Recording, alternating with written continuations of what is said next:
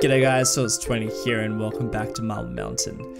Today's episode is going to be started with a live play, mostly because I wanted to show you something that I did last episode that I totally forgot to talk about, but I would really like to talk about it because it's kind of cool. And I also want to show you what I want to do in today's episode and a couple of other things that I've been doing off camera. First up, how beautiful is this view? Oh man, so good. Okay, let's start with what I did and didn't talk about. So, these wolves here. Now, there is a little bit of complaints with these guys. Well, actually, it's not so bad now. They were complaining far worse before. So basically, these are warehouses, and they are industry that have industry demands. And when I built them, they were complaining about garbage, they were complaining about high crime rates, and all sorts of other problems. And basically, they were complaining because they were disconnected from the roads. Like, technically, they were not connected to a road. And what I was trying at first was I tried connecting them up to this path. However, then we had cars driving up and down these boardwalks, which I really didn't want. So I was a bit stumped. And the way I ended up fixing it, and you're going to see it happen. Yeah, you're going to see it happen. So I ended up fixing it by... Alright, can you see what's happening here? So this car's going to go to one of those places. He's just going to park. Alright, fine, whatever. But what I've done is I've ended up dragging down a road here. So here goes some of the garbage trucks. They're going down underneath the path. And these walls are technically attached to that path. And there's also another path that goes all the way through here. And it's all hidden. And I just thought that was pretty clever. Obviously it needs a little bit of tweaking because you can see the roofs there. So I might actually do that in today's episode off camera probably. But that's how I ended up fixing that problem. I've had this problem with a couple of other things in other cities that I've created. And I don't know, I think that was a really great way of actually improving that. I'm just going to turn up the brightness a little bit. That's better. I like a bright city. And also, last episode, I talked about this space here, which is part of the competition. Keep submitting your builds, guys. If you've got a build, build it here and submit it on my Discord server. Yeah, I totally want to see more of your builds. And also, off camera, I placed down this ferry line too that connects this one up to this one. And yeah, I mean, it's not the biggest distance, but it's quite nice. I would also like to place one around here and maybe one around here too. So we have this really cool connection going on, maybe one around here. Is it weird to have a connection around here? Like, do ferries go out into the ocean like this? I feel like they don't. And actually, see how this has disappeared? That's weird because that happens only sometimes, whereas sometimes it doesn't disappear. So I don't know what's going on there. But what I want to show you as well is that we have this terminal here, and this terminal has a bus connection too. And the really exciting thing about this particular terminal is this one's going to be the one that gets connected up to the greater region. So we are going to eventually get further into the greater region of Marble Mountain, and I think the first terminal for the ferry is going to sit around here, where we're going to be placing down some sort of town. You know the sort of town I'm thinking of? I'm thinking like Sandy Shores from Grand Theft Auto, something that's like that around here. That's definitely what I'm going to be using using for inspiration for that area. And also just take note, I'm still in the process of transforming this whole area to the new map theme, which I downloaded in the last episode. So, you know, it can be a bit ugly in places, but I'm not really too fussed at this stage because I do want to spend a few more episodes in the city working on a couple of things, and then I'm going to be working around here where I want to be placing down some farms. So that's like much further on. In this episode, I did want to focus on developing out this particular area. I think it's one of the pieces of the puzzle that's just gonna finish off this whole area just a little bit nicer, and I'm thinking mostly residential. And at this stage, I don't know, I don't know what type of residential. I'm just gonna go in and just start experimenting.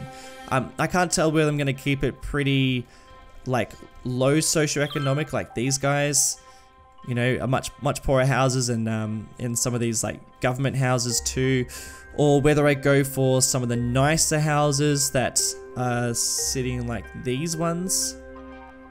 I don't know, I haven't quite figured it out, but I'll figure that out while I'm working on it. But yeah, the plan is to work around this area for this episode, and we'll see how far we can get to. Alright, let's dive into that now.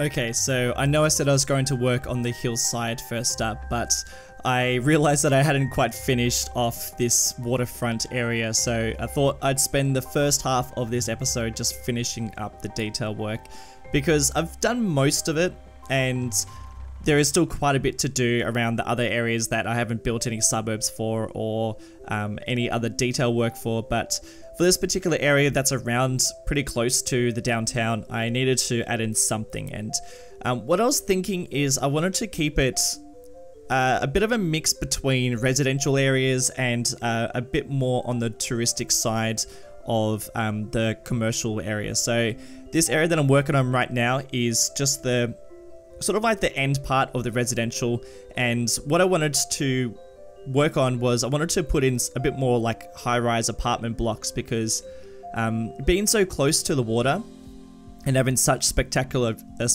views, I thought that it was probably more appropriate to have, you know, more high density residential buildings rather than something on the smaller side. So this is still pretty close to the downtown.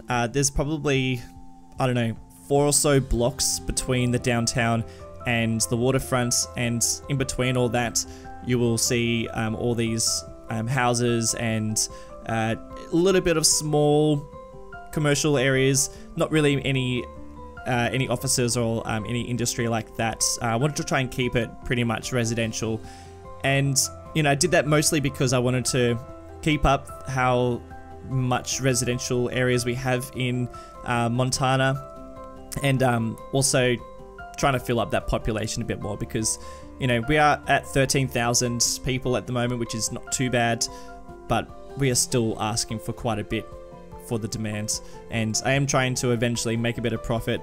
We are crazy losing money at the moment. We've got minus 64,000, which is ridiculous. I don't even know if we're going to get it into the green at any stage. I do think that plopping down some more houses and working on the financial side of things, like bumping up the budget and maybe even increasing the tax, will also help that. And quite a lot of our industry is losing money, and that's mostly because I've just been placing down factories purely for the aesthetics look of the city rather than the, you know, practical side of things. But now that we are starting to pretty much finish up the, you know, the main bulk of the city, and we can start working on a little bit more of, you know, getting things functioning the way they should be, we should be seeing a bit more of a profit in money. And I don't even know if we're going to get a profit. We'll just have to wait and see. At the moment, I am now working on this commercial district, and I wanted this commercial district to have a touristic feel. I wanted there to be the sort of shops you'd find that are more directed for tourists, and you know, also plopping down a couple of hotels. And at some stage you will see me turn this whole area into a I'm pretty sure I turned it into a touristic one. That's been a while since I've actually used that feature of the game, but because we are playing in Marble Mountain, where we are working on a save game that is based around playing the game and trying to get the features of the game functioning the best that they can, yeah, sort of seems appropriate to turn this into one of those types of areas. And I've never been a massive fan of that feature. I've always felt that the amount of tourists you get in City Skylines isn't very reflective of what a regular city would get. It's sort of, I don't know, and I think I've spoken about this before, but I've always felt that that would be one of the easiest things to improve in this game, is just to bump up the amount of people that they say is visiting these places, you know, because I think if I was to click on this district, it might say 20 tourists visited this area in the last, you know, month, which is ridiculous. You know, that is not what a you know, touristic area would actually get. You know, you'd probably get, you know, within the thousands, and that's always bothered me, and I've always felt like that would be a really easy fix, but it's just one of those things that hasn't been introduced in the game. But regardless, I figured because we are in Marble Mountain, let's actually turn this into a you know, a district that does see a lot more tourists than any other district. So hopefully that does improve it around here.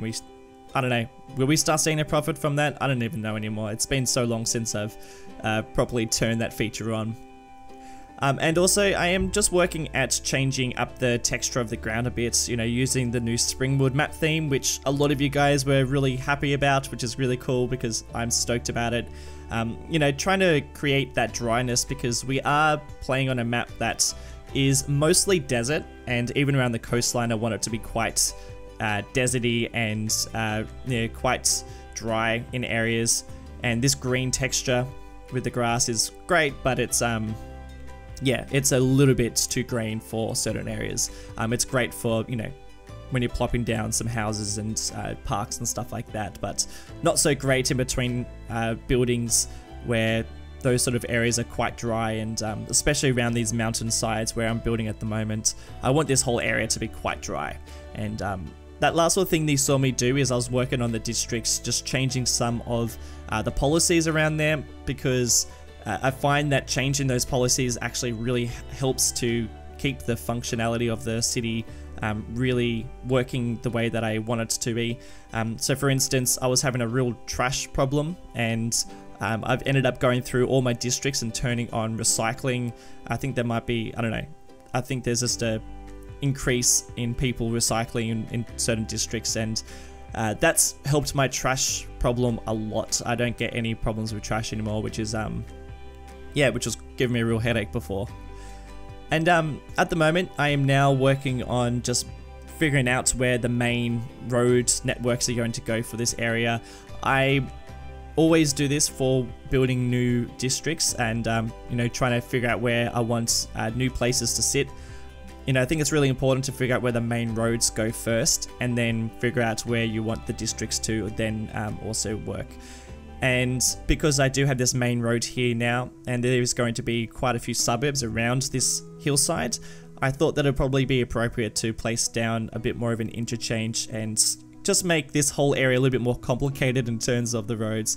The roads in Marble Mountain are quite bad. They're really all over the place, and I'm not too worried about that, because, you know, I am going for a somewhat realistic look, but in terms of my series, this series is less about realism and more about just playing with the awesome assets that come with the game, and rather than downloading all these, again, great assets that people make. But I've done that to death, and I love that side of this series is just trying to figure out how I can actually make all these assets work together. And I don't know, I think the effect is really great, and I'm always really stoked to be playing in this series. And if you've ever wanted to play in Marble Mountain, just let you know that I do publish the save game to my patrons every time. So if you ever want to play in this, you can go and check it out. I always keep it up to date. And there is also a save game sitting up on the Steam Workshop that I uploaded about 2 months ago. So if you want to go and play it, you should check it out. It's not too mod or assets reliant, this save, which is sort of the point of this whole series. So now I'm figuring out where all these roads are going to sit, and now that I've got the main road going, I'm going to get I guess the streets that are a little bit more connected than some of the smaller roads that are going to be connecting up the neighborhoods. So if anything, if there's a hierarchy of roads, I've just placed down the main roads, and now I'm placing down the smaller streets that are connecting up the neighborhoods better than the smaller streets, if that makes sense. And I thought that it might be a cool idea to place down a factory around here, seeing as it's so close to the highway and also so close to the downtown. And I love these warehouses that was introduced with the Industries DLC, which is pretty much the whole reason why I've even started the series in the first place. And yeah, I kind of thought that this was a cool fit. It's really tricky in this particular location, like digging into the mountainside, and it's not the most practical place to be placing down something like this, but I think that was sort of part of the fun, is, you know, cutting it into this mountainside and trying to make it work into this particular location. And around this whole area is mostly going to be suburbs, and this will probably be the only thing that's not a suburb around here, but being so close to the downtown, I figured that would probably be an appropriate fit for this area. And you know, yeah, we are close to the downtown, but we are sort of getting out of it too. So this is the transition from what is quite high density areas, and now we're slowly getting into the outer skirts. Somebody commented in the last episode of Marble Mountain that the size of the city doesn't really reflect the size of its location. So I guess they're sort of saying that it's quite a big downtown, but everything around it doesn't seem like it's in the right scale in terms of the size. And I totally agree. But this is actually my transition from moving away from building such massive cities, such unrealistic size cities, and trying to work on areas that are a little bit more sustainable. And what I mean by that is, you know, I'm trying to find the happy medium between what is a great skyline for the size of your suburbs, and then also trying to find where I can actually sustain a series and finish it. So for instance, Bordertown is, I love Bordertown and I love all the work that I've been putting into Bordertown, but there is no way I'm going to be able to fill that entire space with the suburbs that properly reflect what El Paso and Juarez look like. And that's because if you want to be watching me complete that series, you're going to be watching me place down suburbs for the next 3 years, because it is just impossible to build a sprawling suburb that reflects what the downtown looks like. And this series is me actually scaling it down quite a lot. I won't be working in a scale quite as small like this in my other series, I guess, but I just wanted to start reducing the size of my cities because they're just not possible in terms of how much I want to achieve. And I do want to start finishing projects. Springwood is one of those exceptions where I'm just going to keep on working on that until it's just irrelevant anymore and no one's watching. Whereas Bordertown, I want to finish that in the next 6 months at least. And if I'm going to be able to finish that, I should have made a much smaller downtown and a much smaller project in the first place. But this series at least is me just scaling things down just a little bit, and it's way more achievable because, you know, I've been working on this series for about, on and off, about 4 months, and I've already pretty much built the city. There is a lot more I'm going to build in this city and change and modify, but you know, the actual bulk of the city is pretty much there. And if I was to zoom all the way out and you looked at the city from, you know, let's say the top of Marble Mountain, then it's going to look like a city. Whereas there's a reason why you don't see me zoom all the way out in Bordertown, and that's because it really just doesn't look like a city. You know, you have to take it from certain angles, and that really bothers me because it feels like I'm not making a huge amount of progress, even though there is quite a lot of work involved in building that series. And that's a lot about Bordertown when I'm not even working on Bordertown, so let's move on to what I've been building. And I guess the reason why I haven't really been talking about it, because really it's just a suburb and there's probably not a hell of a lot I can talk about it. Yeah, I mean, it just feels like a regular old suburb. I guess some of the techniques that I used to create it is I scrolled through the different types of assets that I had. I narrowed it down to buildings that were, I think they were 3x4 by memory, but I can't really remember. But I just found a size of buildings, a size of houses that I wanted to use in this area, and found about 4 or 3 different models that I liked and placed them down. And the reason why I did that is because quite often the types of houses that are in suburbs aren't that varied, and I like to try and stick with just a few different types of houses in a particular suburb and just place them down in different areas. And you'll be surprised at how, I don't know, how realistic that looks, even though it feels like you're just copying the same building, which I technically am. But yeah, you'll be quite surprised of how many different suburbs just contain pretty much the exact same house. just with slight variables. So that's something that I quite often do, and you know, obviously in other series I will put a lot more detail work into changing up the variables and making it look a little bit different, but in a series like this I can get away with just placing down just the houses and calling it a day, which is you know, one of the benefits of working in this series, I guess, is you know, detailing quite a lot but at the same time keeping things quite basic. And as we finish up this episode, I wanted to place down a park. I've just been a bit conscious of the fact that there aren't very many parks in this city. Well, there are a few, but you know, people are complaining about them quite a bit. Not you guys, I mean the Sims in my city, and I thought I should probably build another one here. And this particular park is, you know, you don't go out of your way to go to a park like this. It's not the prettiest, it's a bit dry, and the views are semi-decent, but it's the sort of park where when the sun goes down, it's a bit sketchy at night, and you just don't go wandering around a park like this. Yeah, but anyway, that is it for this episode. Thank you guys so much for tuning in. Next episode, I will be placing down the build from the competition. So fingers crossed if your entry gets in. I'm having the hardest time choosing at the moment. They are truly amazing. So thank you everyone who's been joining and contributing to that. I've really, really loved it.